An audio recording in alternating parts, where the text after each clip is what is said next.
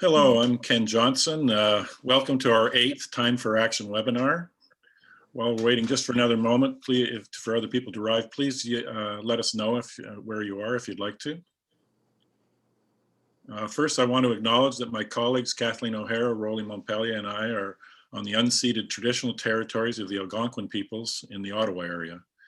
This is especially relevant this week because we have two very special Indigenous leaders and fighters to tell us about the colonial history and present of what is now Canada. Rachel Ann Snow is with the Stoney Nakoda Nation in Alberta. She's the First Nations management and legal consultant who specializes in program administration, community development, and policy analysis. She also facilitates community-driven information sessions on current and pending legislation, as well as administrative and policy changes. She has worked with First Nations communities, committees, and organizations for over the past 20 years.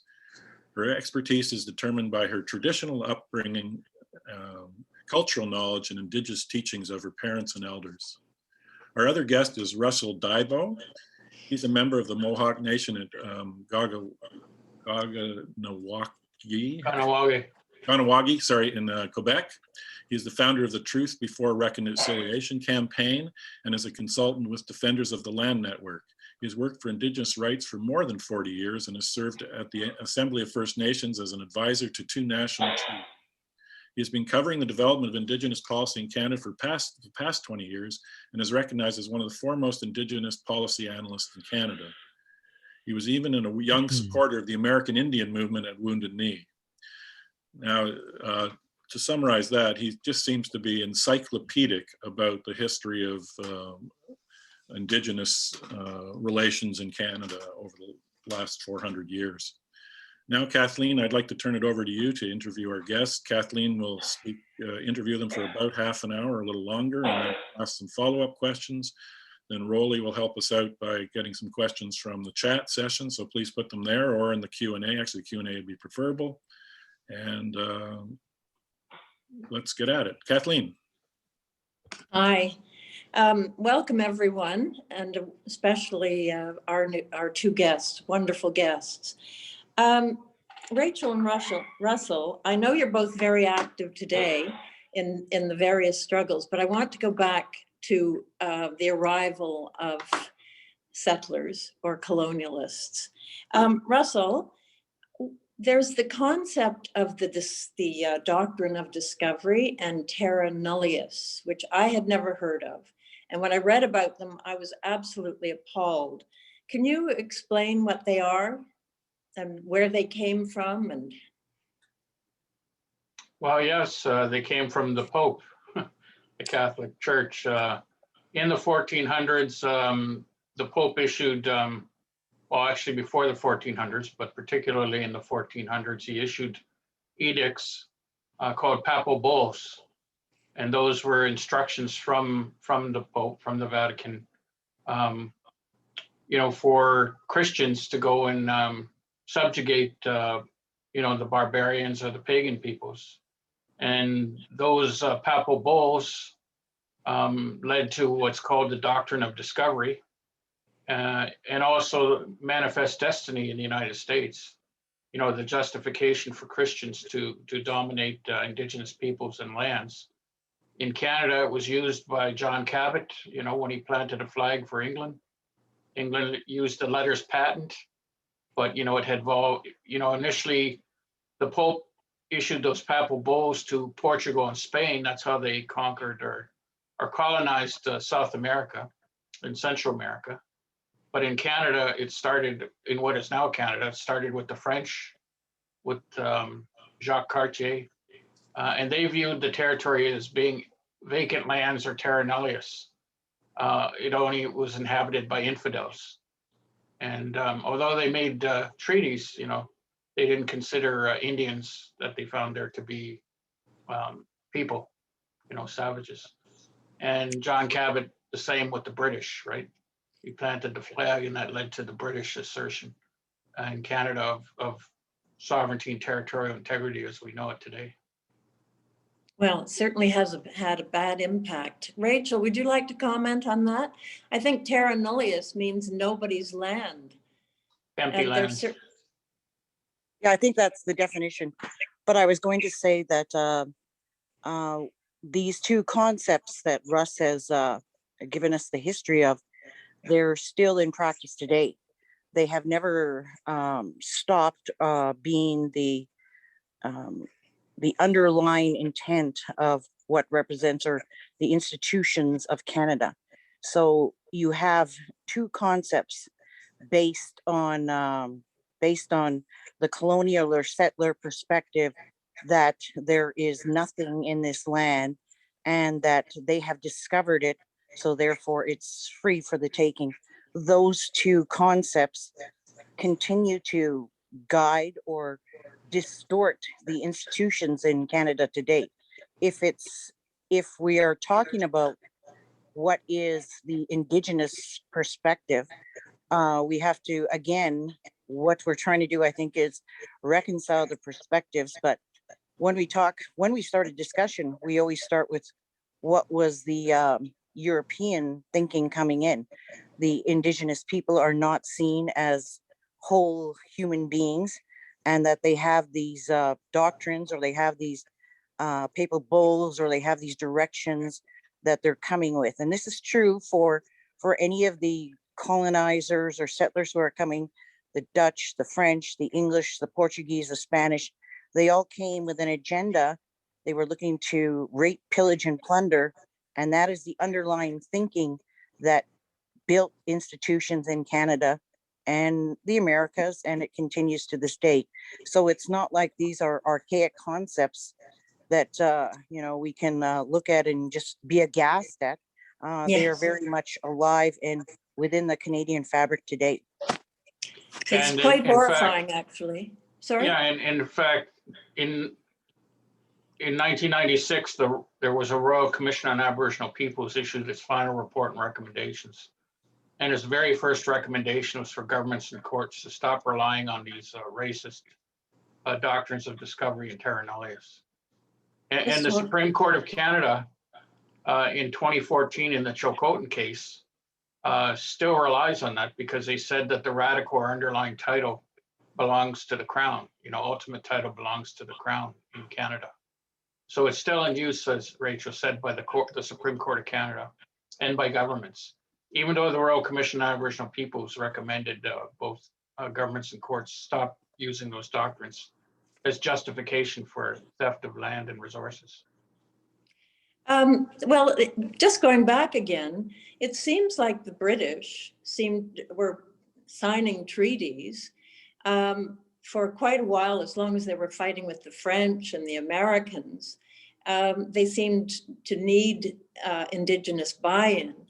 Can you tell us a bit about that, and when they stopped being sincere? It seems like after they defeated the Americans in 1812 to 14, the friendliness was over. Maybe I can address the eastern side and Rachel can address the western treaties, if that's okay. I think that's patently unfair, but go ahead, Russ. Well, being in the East, the earliest treaties from contact with the French and the English were peace and friendship treaties. They needed Indian nations as military and trade allies because they were outnumbered at the beginning. And so there were a series of peace and friendship treaties in what's now the Atlantic and what is now Quebec and Ontario. And in fact, during the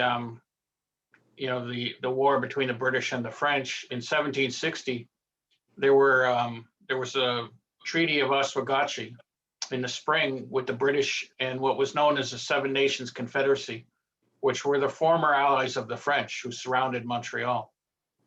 They agreed to remain neutral when the British marched on the French in Montreal and defeated them. And in the fall of 1760, there was a peace and friendship treaty called the Treaty of Ganawage, where the Seven Nations Confederacy agreed to be allies of the British. And that's what led into the Royal Proclamation of 1763, which promised that it recognized pre-existing rights of Indians. It didn't create rights. It recognized the pre-existing rights, and it set out the process for treaty making for the British. And also that led to the 1764 Treaty of Niagara with the Haudenosaunee and the Anishinaabe nations, who again agreed to be allies of the British. And that's why in the War of 1812, Canada, the British had Indian allies, which helped them fight the Americans back. They were on the front lines. The Indian nations defeated the Americans. And I would say it's about 1840 when the British loyalists were fleeing what's now the United States after the American Revolution and that. And they started to make treaties in what's now Ontario for land, for military, personnel in the British Army. And that's when they stopped needing Indian nations as military and trade allies because Indian nations were being outnumbered. And that's when you start to see around 1850, the first pre-Confederation legislation in Upper and Lower Canada that starts to impose laws over Indian nations. So that's about the turning point. Rachel, do you want to give a bit of a history about the West, or could I just ask you about the Constitution of 1867, because it does represent what Russell just said, that suddenly the British knew that they were, or the Canadians knew that they were superior or they had the upper hand. I don't think, I think for one thing, I think we're going through a linear timeline based on Canadian history.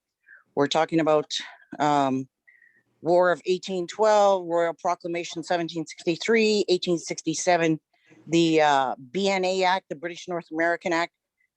These are what is taught in Canadian schools. And I think that I guess one solution or one way of thinking of it differently would be to get the Indigenous take around the same timeline. But we're still looking at, I just want to point that out, that we're still looking at the benchmarks that make Canadian history, that make it teachable in Canada.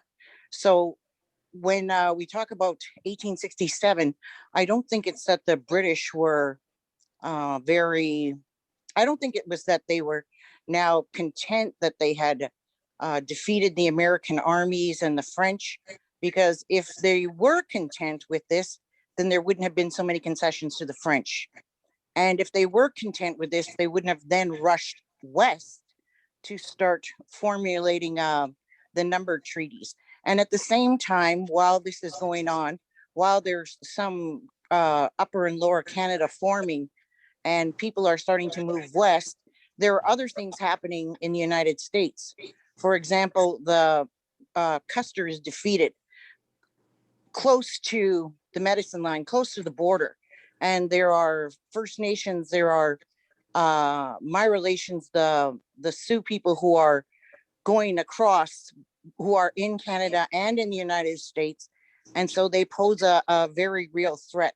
So I think that one of the reasons why the British North American Act came up was more or less not because Canada felt confident, but because I think Canada was looking for some kind of documentation or putting it in writing to say that they own this country, when really they were sitting on a fragile existence. The French were still there. There were still royalists in the Americas, and coming west, you were still having expansion fights. The charter for the Hudson's Bay Company. There were many things happening. So I don't think it was just one piece of legislation that just said, we're in control now. I think it's a piece of legislation that said, we're trying to assert that we're in control. Well, then, Russell, could we move forward to the Indian Act of 1867, because that certainly asserted control. 1876. Oh, sorry, 1876. And, Rachel is right about, as she describes that period of history in North America. There was competition between the new country, the United States and Canada. But really, that's a time where Sir John A. Macdonald pushed the railroad through. He imposed the pass laws, particularly in what's now Saskatchewan, Alberta, which was the Northwest Territories. What are they, Russell? Pass Pardon me? laws? Pass laws? The pass laws were laws. It was a law that it was an illegal law that Sir John A. Macdonald got the RCMP to enforce, which required any Indians living on the reserves, which they moved Indians to because the reserve system was set up to open up the rest of Canada for the enrichment of white settlers. As Indians were moved to reserves, they had Indian agents on each reserve that were directed by Ottawa. And they made it a law that you had to have a pass as an Indian to leave the reserve to do anything. And if you were found off the reserve, and I guess that's where the term off the reservation comes from, if you're found off the reserve by the RCMP, you could go to jail. Even though the RCMP had pushed back and said it wasn't legal, Sir John A. Macdonald made them enforce it. So they had the ability to enforce it, and they used that. And the pass laws were in place right into the 1900s in the Western provinces. I've seen examples of them. Actually, there's a good movie called The Pass System. It's a documentary. I encourage people to watch that because they're interviewing people who are alive during the pass system, including Alex Janvier, the famous artist. He had to have a pass to go to art school in Edmonton. Oh, So and South Africa came to learn about the Indian Act, the reserve system, and the pass system to use on the Bantu stands in South Africa. So, Canada is an apartheid country. So it was natural for South Africa to come here to learn about how to apply it with their Department of Native Affairs that they had in South Africa. So that's where the pass system comes in. wow. But the Indian Act itself has been a statute to control and manage status Indians from the 1800s. It's been amended from time to time, but it's still in place today. Colonialism still exists in Canada today. It's not a thing of the past. And, in the 1920s, 1927, I believe it was, they amended the Indian Act because Indian nations were going to the League of Nations, like Tuskahe from the Haudenosaunee, asking for recognition. The British and Canada blocked him from speaking to the League of Nations. They blocked him from coming back into Canada when he came back from Europe. And that's when they forced the elective system into the longhouses, where they padlocked the longhouses on Six Nations and used a section of the Indian Act, Section 74, that says the minister can force an elective system onto a band when he deems it to be good for the band. They used that section and they padlocked the longhouses and forced an election. Even though there were very few people that voted and participated, they recognized them as a band council under the Indian Act. So that's how they started forcing the traditional governments out of the way, not only amongst the Haudenosaunee, but other Indigenous nations. And in 1951, they also, during that time from 1927 to 1951, the Indian Act made it illegal for Indians to hire lawyers to defend their interests. And they were also not allowed to have ceremonies or to hold meetings. And the Indian agents were in place to make sure that didn't happen. So a lot of that went underground. They had to hold ceremonies in secret, away from whites observing them, especially the Indian agent. And same with meetings. And that's when they took a lot of the material culture, the wampum belts, the masks, all of the things we use for ceremony, which are part of our traditional governments. Much of that was stolen and put into museums. But it was all to eliminate our traditional forms of government and force us under the Indian Act. And in 1951, they relaxed that. They amended the Indian Act again, and they got rid of some of those sections. But the Indian Act was still in place to control and manage the band councils, the bands, and the reserves, right to this day. Oh, it's quite frightening, actually. Rachel, I want to move ahead to yet another effort by the Ottawa government to control the Indigenous peoples, and that's the 1969 White Paper under Pierre Trudeau and Jean Chrétien. Can you tell us why it was so opposed by Indigenous peoples? I think there's, again, I always look at factors happening within Indigenous people, but other factors that are happening, societal factors too, that may have relevance for our people. So this is the time of There's a Vietnam War happening. There's some civil unrest in the United States. AIM is starting to form and there's this idea or this resurgence of Indigenous identity. So all of this is happening, and the Indigenous people, the Indigenous First Nation people, seem to be finding their voice when Trudeau and Chrétien dream up this equal society. And so it seems like at that point, the Indigenous people have to educate Pierre Elliott Trudeau and his then government about what it is that has been happening to the First Nations for the past 150 years since the signing of since the British North American Act came into play. So when the 1969 white paper was released, we had in Alberta very strong, the Indian Association of Alberta really opposed this document. They wrote the red paper response.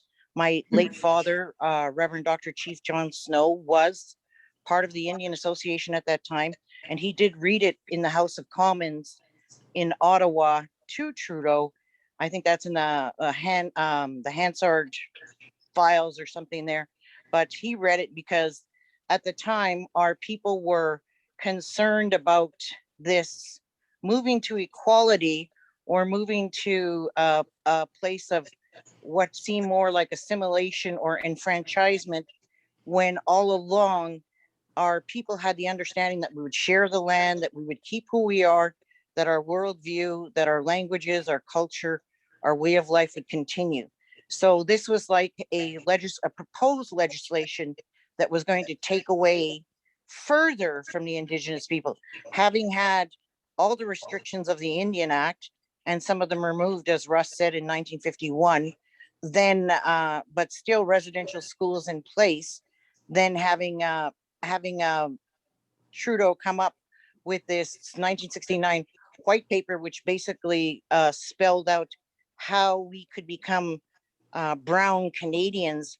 I think at that time, our First Nation Indigenous leadership recognized the dangers and recognized that we may not be able to retain our languages, our governance systems, our cultural integrity if we actually started to fall under sort of a Canadian umbrella. So I think that's what was happening with the 1969 white paper. And because there was because I think the First Nations across Canada too had finally had enough, and they rallied around the leadership.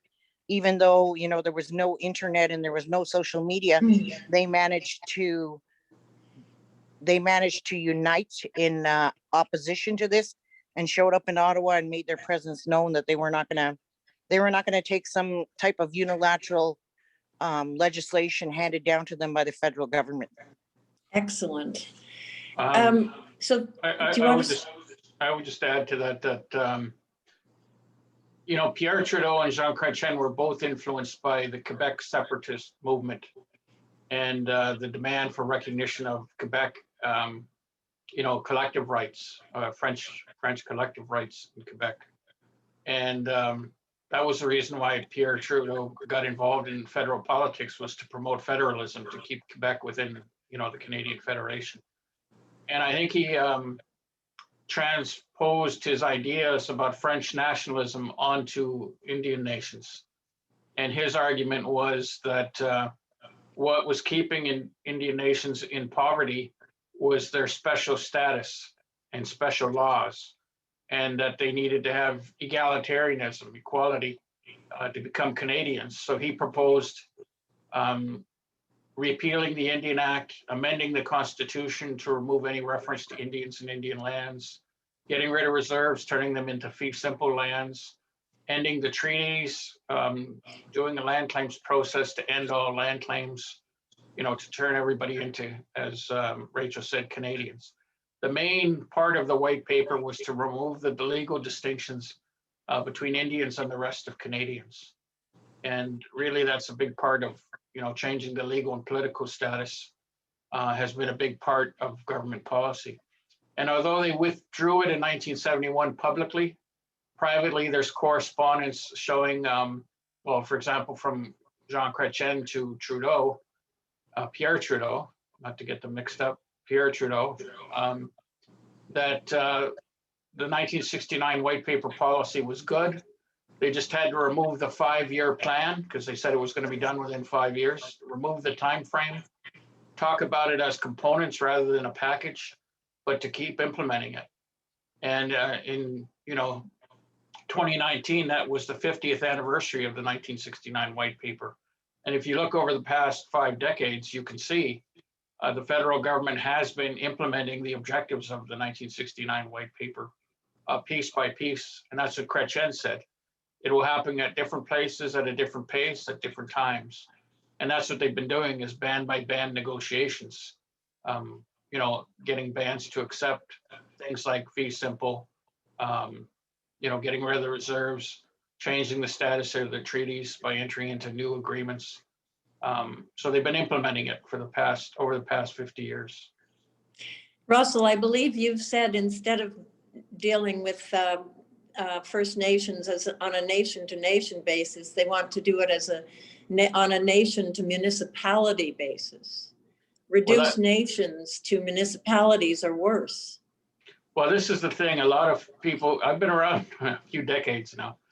And what you have to understand is that the 1969 white paper, which was promoted by Pierre Trudeau and Jean Chrétien in 1980 became the justice minister under Pierre Trudeau and negotiated what became the Constitution Act 1982. So Jean Chrétien is the one that put the wording of Section 35 into the new Constitution and added the word existing, to limit future interpretations of Section 35 of the Constitution.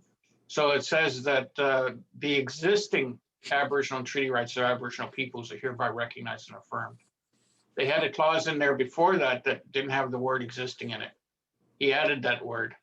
And then, so he was Indian Affairs Minister. He became Justice Minister, influencing the Constitution. And then he became Prime Minister in 1993. And as Prime Minister, he imposed this First Nations Land Management Act, which, creates land codes on Indian reserves. Eventually, many are going into, turning them into private property. He imposed the 1995 self-government policy, which has preconditions into it where you're basically converting from being an Indian Act band into an ethnic municipal type corporation or body. And he also imposed the First Nations Fiscal Management Act, where you're basically the Land Management Act and the Fiscal Management Act, you're assimilating bands into Canada's property and tax system. So these are all the objectives of the 1969 white paper. And Jean Chrétien was able to carry them through with the bureaucracy, because you got to remember the bureaucracy is the one that interprets this as governments come and go. They've carried the white paper tenets right through, and Jean Chrétien carried them through personally as, Indian Affairs Minister, Justice Minister, and then Prime Minister.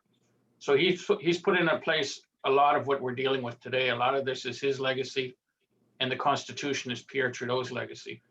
And the last part I mentioned is in 1973, they announced their land claims policies. Those policies are still in place today based on extinguishment and denial. And Justin Trudeau is implementing his father's land claims policies. So, you have to have a long view of Indigenous policy or Indian policy to understand what we're dealing with today. It didn't just happen overnight.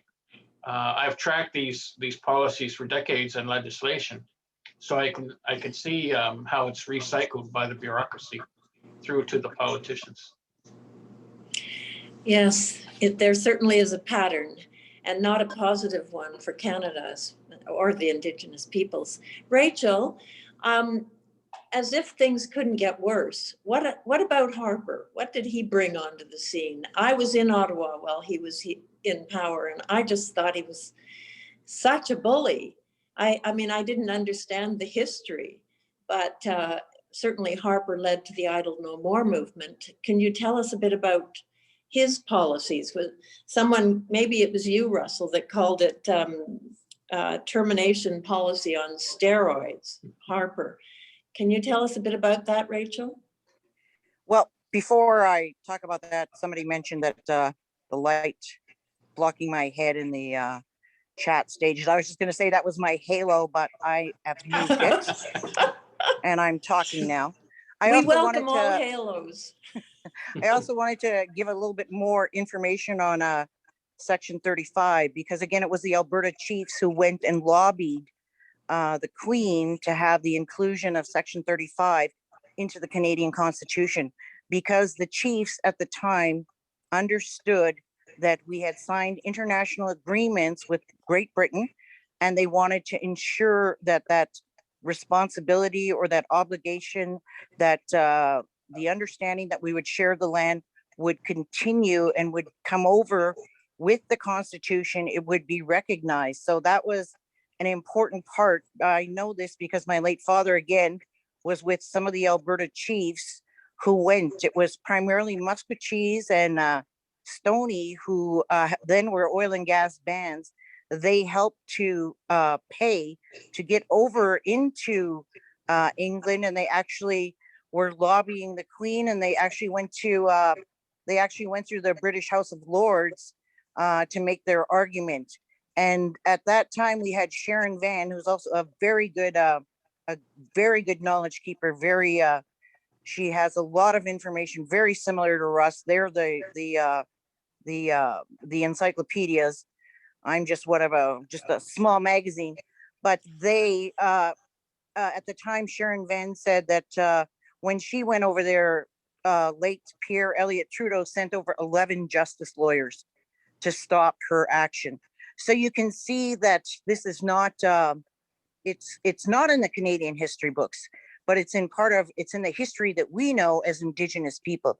It's in the history that we carry from our families, which is part of our traditional governance, which is how we maintain our traditional governance rules. I just want to make that point again, because we're talking about external factors, such as what Harper did or what Trudeau did. But meanwhile, there are also things happening in the Indigenous world. There are also concepts, mentorship, leadership, stories, the cultural things being handed down and being carried through. So I want to make sure that we acknowledge that that's how we have the information. That's how we are carrying or able to refute some of the things that Canada is trying to do. So with Harper, was just, I think there was just a lot of bullying legislation as well as bullying policy that were happening, and you can only harm and oppress people so far before they react. And I think the changes to the Navigable Waters Act and the changes that we're going to perhaps that were going to affect the environment, that was kind of the last straw in Harper's omnibus bill, when the people finally rose up. Well, it was bull too, but the people finally rose up and said, we're not taking this anymore. They didn't understand probably the very fine details of the legislation, but they did understand that there was some unfairness, and that they didn't understand that there was some threat to the land, which is why they were ready and willing to stand up and to say no more. And I think Idle No More, one thing that it did do was it brought out the voice of the grassroots people. Up until this point, we've been talking about more or less the governance and what has transpired since the colonial settlers came. We had our governance systems in place. We had them severely challenged. We had them severely tested. We had all types of legislation and things that people, the apartheid-like things, the residential schools, the pass system, the interference into our governance from the Indian agents. We had all of these things happening. The first Indian Act to Protect the Indians in 1850, an act to enfranchise Indians in 1869. There are all these competing legislations and things that are continuously happening to the First Nation people. But yet at the same time, there's also this line that is running parallel to it, the second canoe that is continuing on that is still keeping the integrity and the culture, the language, and the ancestral obligations alive. So when all of that is happening, you see that finally come to the forefront in 2012. Idle No More comes out. The grassroots people wake up and remember that they are all part of the people. We are a collective people. We are not individual people. We are part of a nation.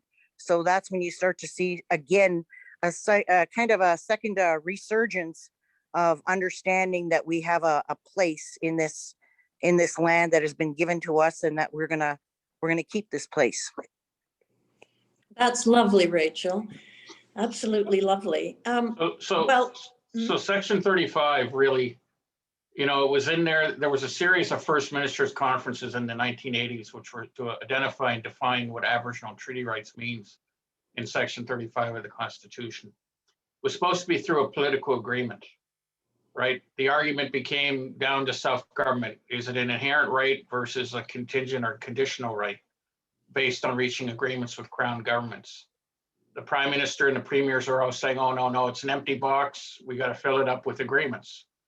And the four national Aboriginal organizations said, no, it already exists. You just need to recognize it. The inherent right to self-government exists.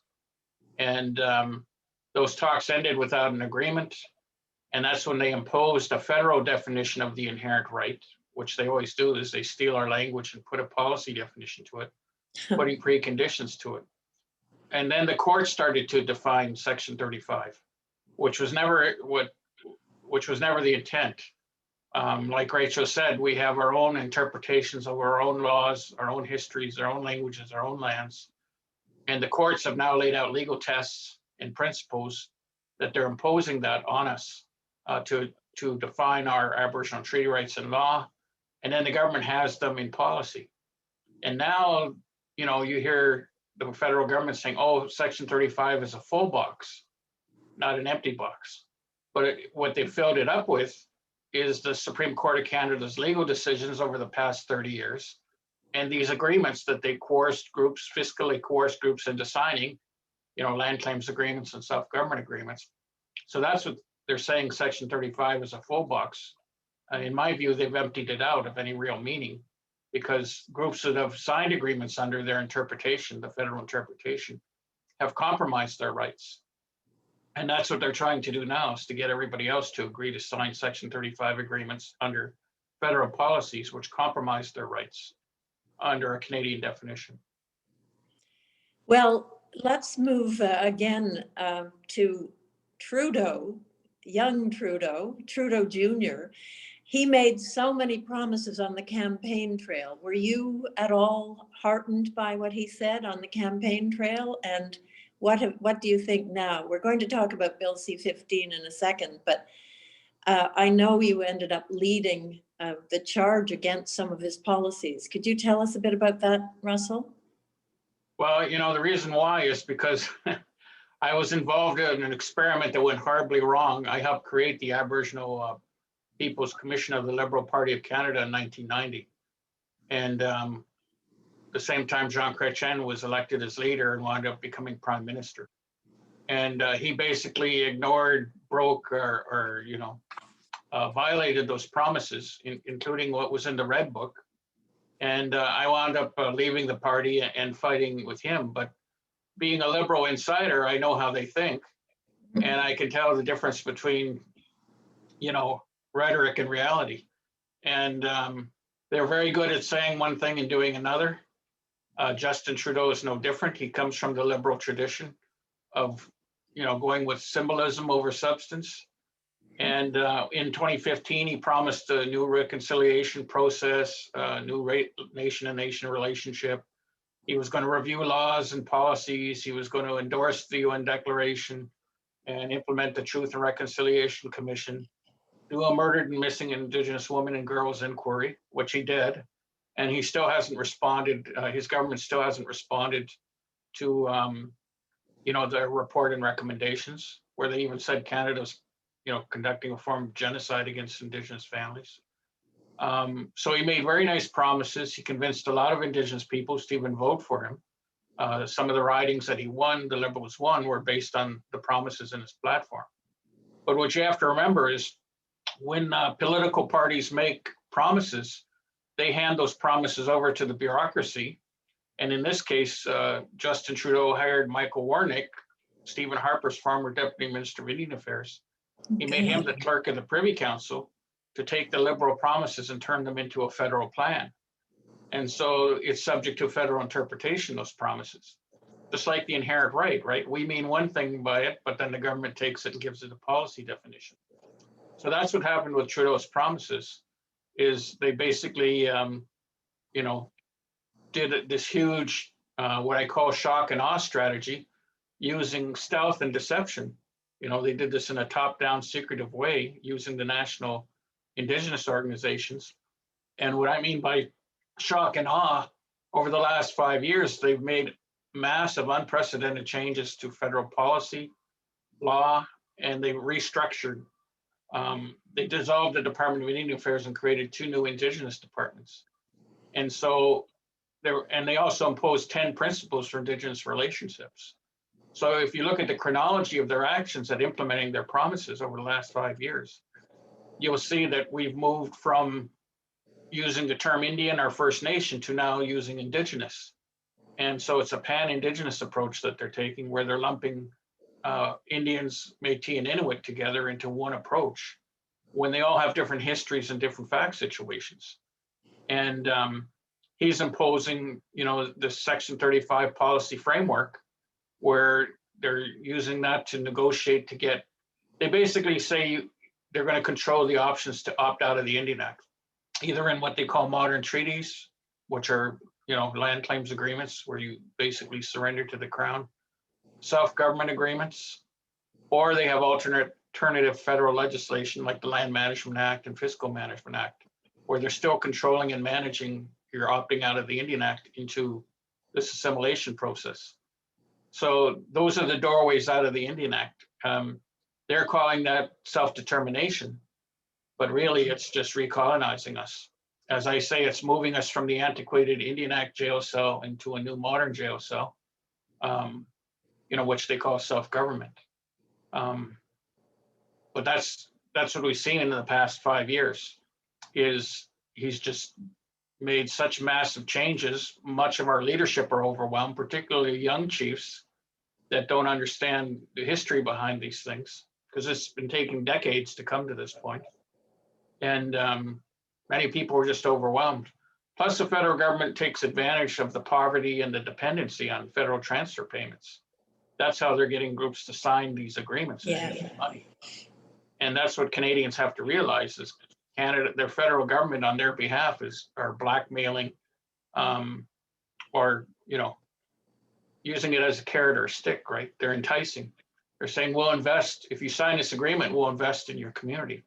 But fiscal relations aren't included in any of these agreements. The government keeps control over fiscal policy.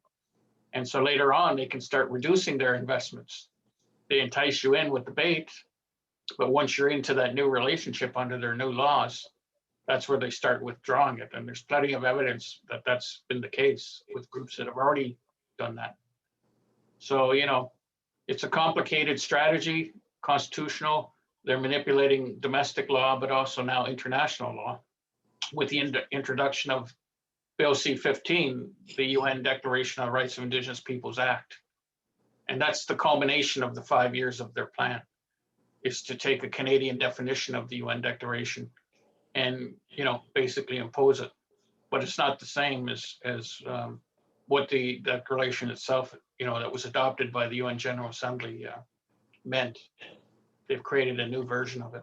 That's why we call Bill C-15 CANDRIP, the Canadian Declaration on the Rights of Indigenous Peoples. Thank you, Russell.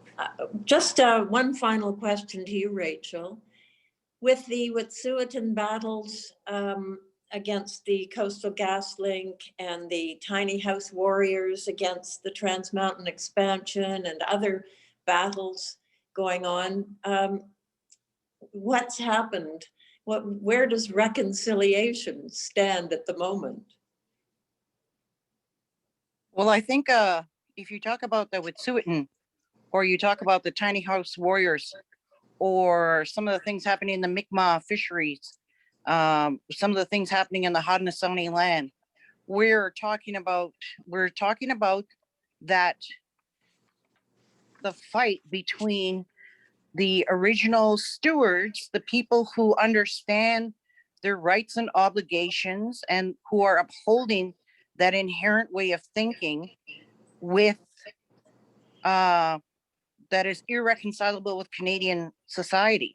That's what we're talking about.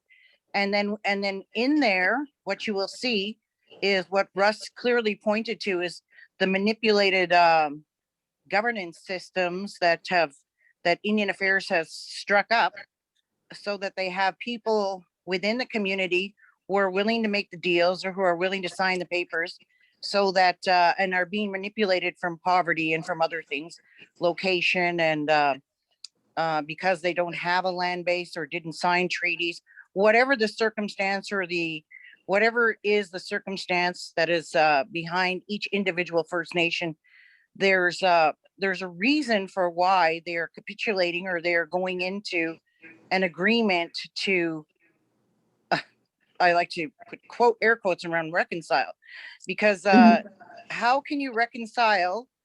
How do we reconcile the thousands of years we have of stewarding the land, of protecting the land, protecting the water, of saying take only enough, stay in harmony with the earth, with the land, the creation and the animals? How do we reconcile that with the whole idea of economic development, Canada being an economic leader, needing to now blast the mountains open?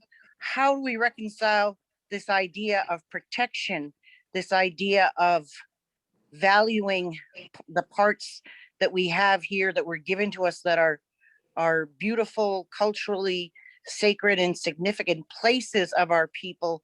How do we reconcile that idea that we have to be protectors, stewards, that we are not going to easily give up or take some kind of exchange? The days of taking beads and trinkets is over, but yet we have these offices in place now, or these institutions in place now, such as the Assembly of First Nations and other groups that the federal government likes to set up, so that they say they have consent. If they have consent, they wouldn't be having blockades. If they have consent, they wouldn't be having people putting up little houses in the middle of a pipeline. If they had consent, they wouldn't have people, they wouldn't have to enact things like Bill 1, the critical infrastructure bill. They wouldn't have to do that, because if they actually spoke to the First Nation people. And again, this is very difficult to communicate to the Canadian public, because in Canada, people are individuals. They might belong to a group of Canadians, but they function with their property, their jobs, their homes, their lives. Indigenous people are collective. We live together. We function together. We rise and we fall together. But we cannot do that, and we cannot maintain the instructions that were given to us when we have this constant interference. We have our children taken away in residential schools. We have children taken away now through the child family services system. We have over policing, the high level of incarceration, the missing and murdered Indigenous women phenomena. There are so many things that are attacking our Indigenous people, and yet in that there is still that light, there is still that part that is holding the line, that is still that part. And we're not holding the line just for us. We're holding the line because the global people need this line held. The global people will catch up to where we have always been, that we have to live in harmony, that we have to think of our actions and how they affect others. We're not just, narcissistic egos in this, making all the money and everything we can for ourselves. That is the furthest thing from our definition of leadership. Our definition of leadership is humility. Our definition of leadership is that the leader is the servant to the people. So reconciliation with mainstream definitions, it seems it's unattainable. But what I think reconciliation will mean is that mainstream will get its act together and start to reconcile with our philosophy, with our worldview, with our way of life.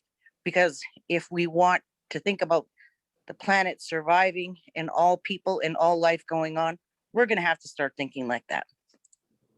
Thank you so much, Rachel. I completely agree. I'm just going to hand things over to Ken.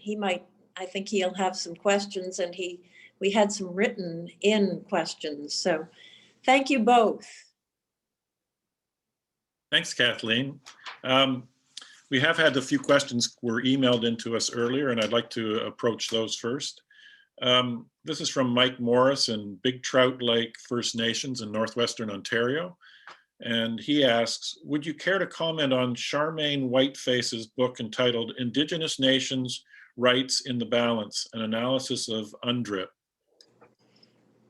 She says that all of version 3 of UNDRIP is bad, and she was there when our Indigenous reps completed their version 1, which was then completely ignored by the states at the UN. Sellouts like Wilton Littlechild agreed with version 3. Either of you like to comment on that? Well, I could start. I'm sure Rachel would have something to add. It's true. I was at the United Nations in the 1980s and the 1990s. There were 3 versions of the UN Declaration. That the original version was one that had a lot of input by Indigenous peoples from around the world. You have to remember, when we're talking internationally, we're talking about 370 million Indigenous peoples in over 90 countries. We're all dealing with state governments like we are here in Canada that are trying to extinguish our rights. So we have to come together and push back at the United Nations system. All the issues that people have with the United Nations, and it's another bureaucracy, it's run by a charter of state governments.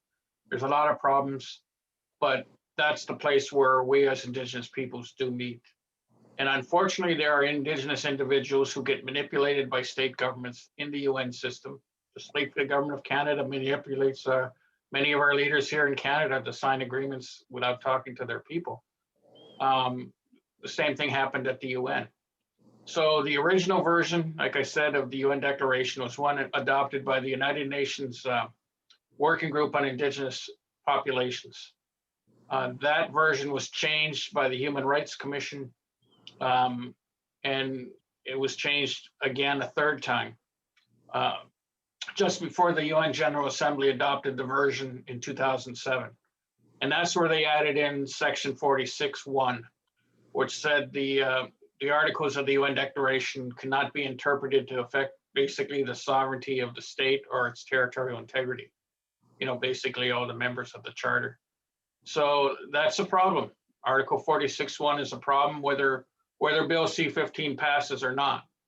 But the version that the UN General Assembly passed is even stronger, I would argue, than the Canadian version that the Trudeau government is trying to pass and bill, that they've been working on, and they're going to use Bill C-15 to implement. And either way, it's going to be a struggle for us as Indigenous nations, because the way you extinguish an Indigenous nation is you do it band by band. That's what's happening, is they're getting Indian Act bands to sign agreements. Eventually you get enough Indian Act bands within an Indigenous nation, and they're going to say, oh, you have a new relationship now. You're a 4th level Indigenous government in Canada, after the federal, provincial, municipal governments. That's what Trudeau calls us, is 4th level governments. We're looking at divide and conquer on steroids, it strikes me. Yes, but they're very good at it by using their communication strategies, convincing Canadians that they're being very progressive and helping. They're helping recognize our self-determination, including the right of self-government, as a right recognized and affirmed by Section 35 of the Constitution. What they don't tell you is they define what those rights are through their policies and in agreements, the preconditions in the policies and the agreements are getting people to financially pressured to sign. You know, you have to drill down deeper into what's happening on the surface. And a lot of Canadians don't like to do that. They like to think, oh, we're helping our Native people. But they don't realize that the Liberals have been very good, because it's mostly been Liberal governments that have formed the government of Canada. All Harper did was he just accelerated the use of Liberal policies, self-government land claims policies, to get final agreements. They didn't come up with new policies. They used Liberal policies. And then when Trudeau came in, he just promised to do all of these things, made it sound really nice. But like I said, it's the bureaucracy that interprets and applies these things. And the bureaucracy recycles ideas and they sell it to the politicians of the day. And then they sell it to us. But they have to convince the public that, you know, they're doing good for us. And they have to convince a lot of our leaders. But like Rachel said, it's the grassroots peoples that are pushing back and saying, what they're doing is not good for us. They're saying one thing and they're doing another. We're going to have Martin Lukács on in a month, and he has written an incredible book called The Trudeau Formula. Yes. And of course, the exact same thing's playing out with climate right now. I saw Jonathan Wilkinson on a webinar last night, and he sounds very smooth, and they're very confident that the climate crisis is under control, and Canada probably has perhaps the best plan in the world on how to deal with it, and the most specific, and everything's The Liberals govern by stealth. The Liberals govern by stealth and deception. They have very good communication strategies, and they do things in secret until they're ready to bring them out. By then, they've got their plan in place. But that's how they govern. Which isn't exactly nation to nation, is it? It's not democratic either. Rachel, would you like to pick up where Russ left off? I think I was just listening to you guys just have your own show, so I'm surprised I'm allowed to talk. I think that I agree with, I read Charmaine's book, and Charmaine is Lakota, so she's from the Sioux Nation, so she's like my cousin, and I completely agree. If you look at what's happening about the UNDRIP, with the UNDRIP talk in Canada right now, you'll see that the Crees in Quebec put out a newsletter, or they put out a support letter saying, you know, they were talking quite a bit about the preamble of Bill C-15. Now, because I graduated from law school, I know that the preambles can be all flowery and beautiful, and they can basically be written to the tune of Kumbaya, but they are not actually part of the legislation.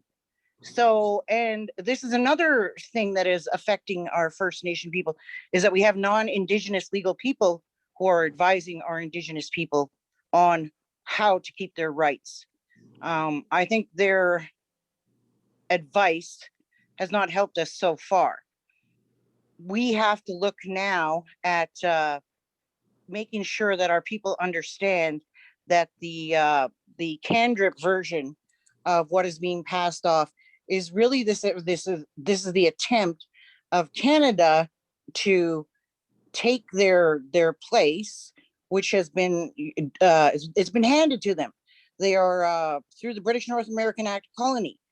They had some obligations when they came into the country, and they have to fulfill those obligations to the rightful owners of the land.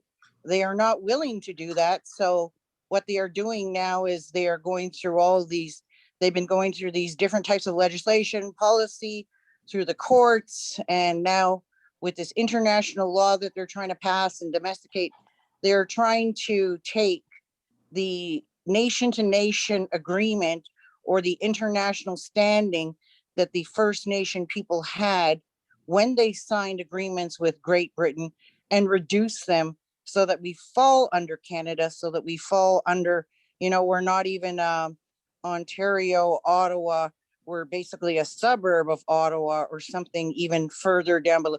What Russ has been calling the fourth level of the fourth level governments. And then what Canadians should know about that is that means that's, you know, I think it's ghettoizing our people further. And then you're gonna have these areas that become then municipal, provincial, whatever concerns. So it's not a very good, it's not the way the Indigenous people see our rights being acknowledged. the way that's being presented. And I think there's very few of us in the Indigenous Activist Network who have analyzed this and who are speaking out about this. There's far more Indigenous, very highly paid, very they're the Indigenous icons that are out there that are saying that this would be a very good action to put into place.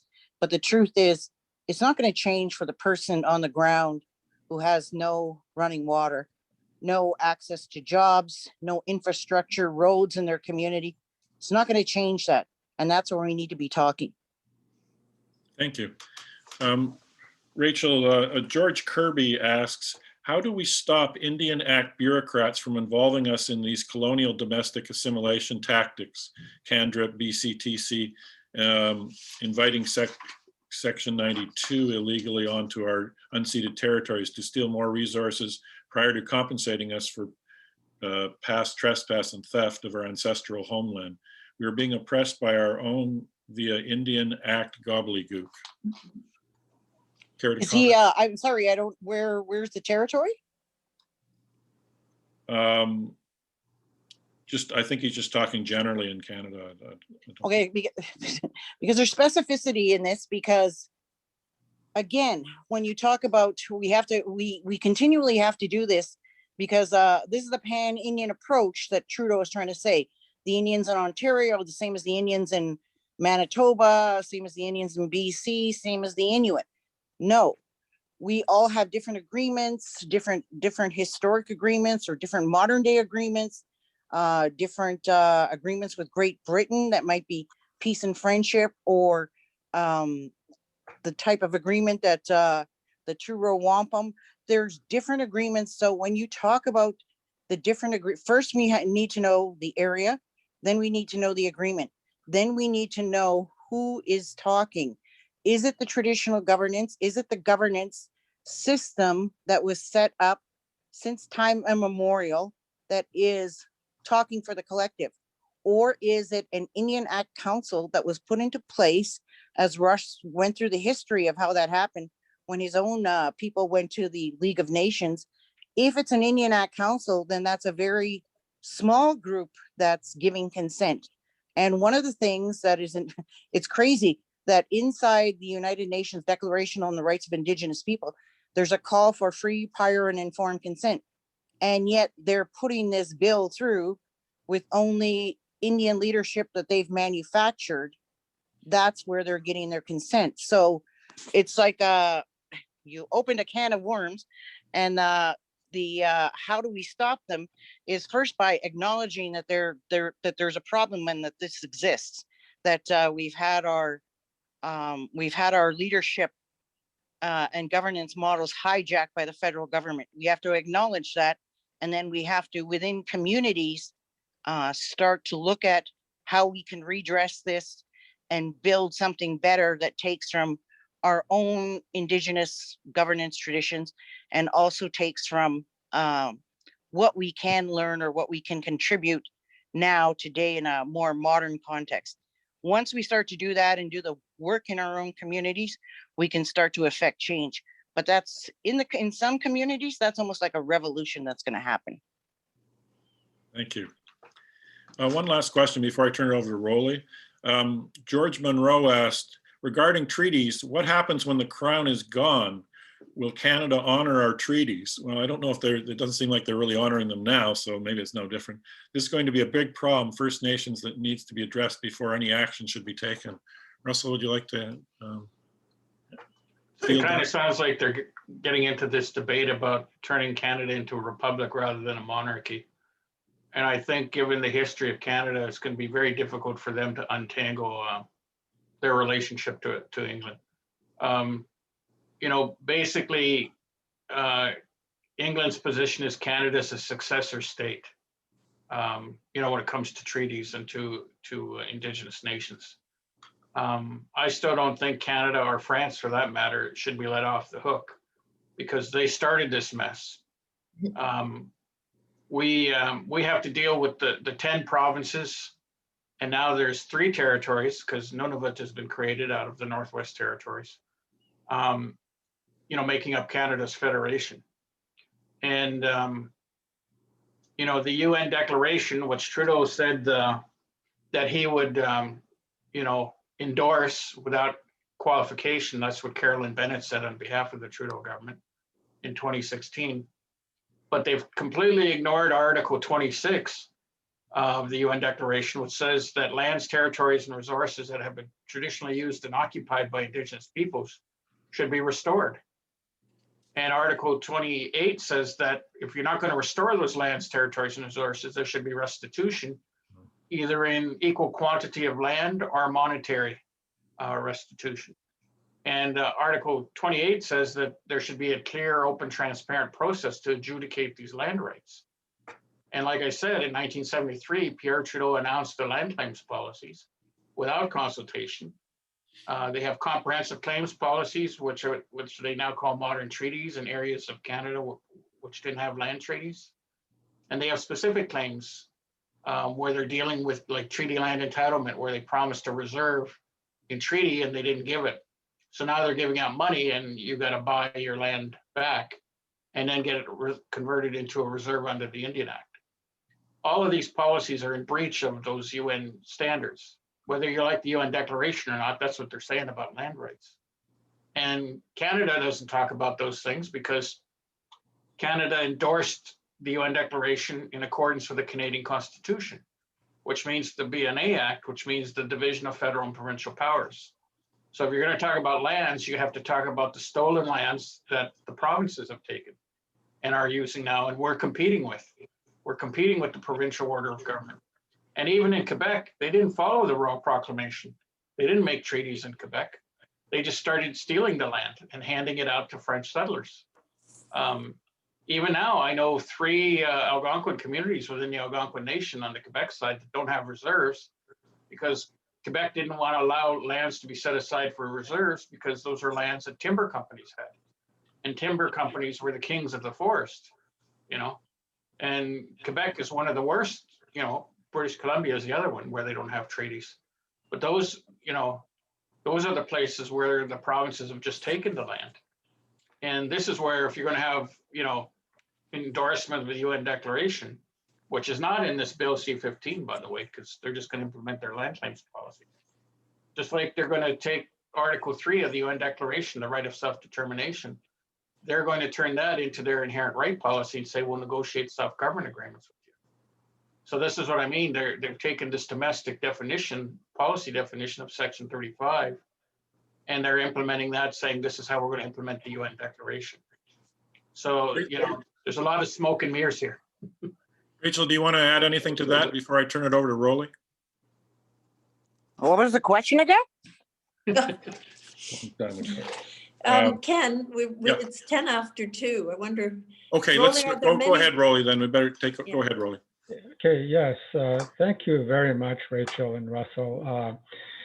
There's such a, like, I encourage those of you who have not done so already, I suggested that a while ago, that you sort of copy and paste the chat. There's such a rich and powerful chat commentary that I've not been able to capture. I've got a dozen questions in only a couple of minutes, but I will just ask 2 quick questions.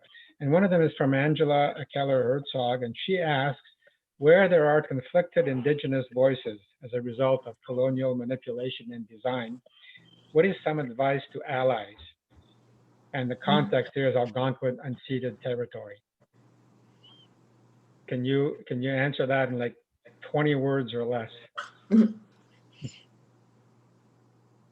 I want was to take a thinking of crack? the answer in my head.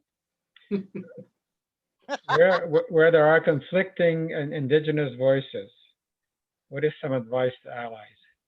How are you dealing with that?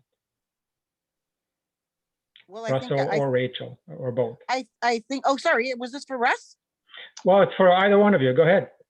Go ahead, Rachel. Okay, so one of the things I think that needs to be done is that first of all, the allies need to understand that there is a problem, and that when they hear that Indigenous people are accepting of a pipeline or backing something, that they need to question it, And when they see that there's a blockade or that there is some pushback, they need to try to get some more information.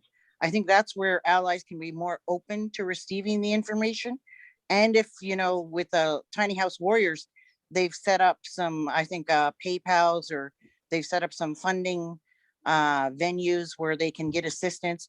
Those would be helpful because they are fighting something from the ground level that could influence, you know, the climate and a big portion of Canada. So, and I stand with the Tiny House Warriors. But go ahead, Russ. The Algonquin situation is complicated because the federal government created this group called the Algonquins of Ontario to negotiate basically an extinguishment agreement covering the Ottawa Valley on the Ontario side, which includes the city of Ottawa, because Parliament Hill, the Supreme Court, Parliament, you know, all these federal buildings are sitting on unceded, basically stolen Algonquin territory. The whole city of Ottawa is. And so they created this Algonquins of Ontario with this, you know, it was a land claim being asserted by the Algonquins of Pikwakanagan or Golden Lake. And in order to advance their claim, they recognized these 9 satellite groups, which the government now calls collectivities. But the definition of Algonquin in that negotiation process is so broad, you know, people who can trace themselves to these 10 root ancestors can be listed as an Algonquin of Ontario and part of the land claims negotiations, you know, which is, as they say, to modify or extinguish title. I worked with an Algonquin tribal council headquartered on the Quebec side. They looked at 3,000 of the 7,000 so-called Algonquins of Ontario. They looked at the genealogy, and they found that many of them hadn't intermarried with an Algonquin in 200 years, and in some cases 300 years. But yet in the negotiation process, they're defined as an Algonquin. So this Algonquins of Ontario has created a lot of controversy because it's using the Ottawa River. The federal and Ontario governments are using the Ottawa River as a boundary, but the Algonquin Nation is the whole Ottawa River watershed. So the provinces of Quebec and Ontario have been carved out of the Algonquin Nation territory. And they've kind of stovepiped these land claims negotiations in Ontario, and they want to use it as a precedent on the Algonquins headquartered in Quebec, who are not at a land claims table. And they have what's called, the government calls it an overlap. The Algonquins of Ontario and the Algonquins of Quebec, they're the same nation. And right now, the Algonquins headquartered on the Quebec side are saying what's going on with the negotiations with the Algonquins of Ontario are violating their rights as the Algonquin Nation, and that they aren't even Algonquins. So I think this self-identification and this this notion where people are saying that they're Eastern Métis and all this, which have been documented to show that there weren't any, you have to be careful as an ally about entering into some of these identity issues. You need to look at the background and see what's really going on to see who is a legitimate voice representing legitimate Indigenous peoples and who's being manufactured by the governments for their purposes to say that they're getting consent, as Rachel said, manufactured consent to these Section 35 agreements that they're trying to get groups across the country to sign. It's a complicated thing, this fake identity, but it's no different than the fake reconciliation that's going on across the country. You have to dig deeper into these issues. Don't just accept what's happening on the surface. Thank you both. Thank you both very much. One last request of the two of you by someone, and I totally agree. Can Rachel and Russell suggest 3 best books or 10 to help us settlers understand these issues? Now, we're not going to go through a list right now, but I'm just wondering if you could provide some resources for those of us who have learned so much from this particular webinar, myself included. I just feel now that I have to reach for more information and resources. So if you could maybe share that with us offline, by email and so on, that would be greatly appreciated. I guess we'll have to end it there with the questions, Ken and Kathleen, back to you. Thanks, Rolly. Ken, could you put up the poster for next week, and I'll tell people who's coming next week, but this has been, as Rolly said, so enlightening, and I'm sure very, very helpful for a lot of us who just, well, what did we learn in our history classes? Not much. Not much. No. Oh, and one more thing, I posted also in the chat, the contact information. Oh, there it is. This contact information, lobbying against Bill C-15. It's also in your chat, so please, again, copy and paste if you wish. Great. Or we'll send it with the follow-up email as well, right, Ken? Yep, absolutely. And if they Yes. provide resources, we'll send for further, we'll provide those in the follow-up email as well. Okay. Yeah, we'll do that. Great. Okay, next week, we've got, we're going to look at Canada's taxation policies, which aren't terribly impressive, with Toby Sanger, Canadians for Tax Fairness, and Katrina Miller of the Broadbent Institute. Canada is now suffering from extreme wealth inequality. During COVID-19, the top billionaires have grown their wealth by 53 billion, probably more since that was established, and large corporations have made huge profits. There's a federal budget coming up, and so we want to know, will the Liberals use tax policy to distribute wealth more fairly? They've got a chance in April, next month. They could eliminate tax loopholes that favor wealthy CEOs. They could really go after tax havens for the rich. They could raise corporate taxes, which are terribly low, or they could introduce a wealth tax, finally. So this is a really important issue. It's the basis of Canadian society as we know it, because we can't have a truly fair and democratic society without a reasonable distribution of wealth. We can't have a top-heavy society and have the society we want. Okay, thank you, and over to you, Ken. Okay, it's 20 after 2, so we do have to quit. But I'd like to personally thank Russell Diabo and Rachel Snow for a fascinating session. I think I assume everyone learned a lot because these two have a great, very deep knowledge of the subject. And there's so much to know because, of course, what we hear in the media and the mainline media is an awful lot of spin on these kind of things, unfortunately. Anyway, just like to personally thank again, Russell and Rachel, thank you so much. And for everyone who's joined us and stayed with us, thank you so much. Thank you for having me. Thank you as well. Thanks, Russ. See you. Yeah, see you, Rachel. Okay, Thanks both. we'll see everyone next week, hopefully. Thanks very much. Okay, bye for now.